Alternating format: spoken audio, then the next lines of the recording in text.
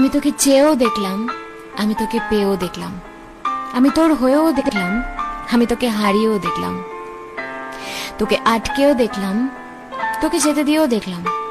শুধু এতটুকুই বুঝলাম যে তোকে ছাড়া আমার দুনিয়া শূন্য। তুই হলি আমার ওই এক কাপ চায়ে এক চামচ চিনির মতন, যাকে ছাড়া আমার জীবনটা একেবারেই বেস্বাদ।